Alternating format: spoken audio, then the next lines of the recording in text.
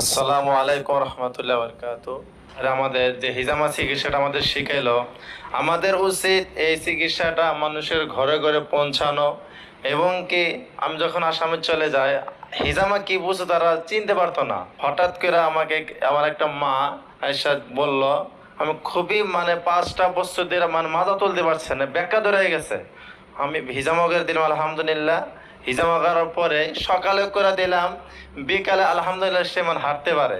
আমার যে এত তারিফ করছে, আমার জন্য তারিফ করে লাভ না। আমার ডাক্তার ইয়ালি সাহেব তার জন্য দোয়া করবেন, সেই জন্য আর আমাদের খুবই আমাদের আলহামদুলিল্লাহ এত সুন্দর করে শিক্ষা দিছে। আমি যেখানে হিজামা করি আমার স্যারের নাম নেয়, আমার জন্য দোয়া না, আমার স্যারের জন্য দোয়া করবেন, আমাদের সারবেন আরো মানুষকে ভালো ভালো শিক্ষা দিতে পারে। আর আমরাই এত সুন্দর আমাদের চিকিৎসা শিখালো আমাদের স্যার ডাক্তার ইয়ালি সাহেব, আমরা তার জন্য খুবই দোয়া করব।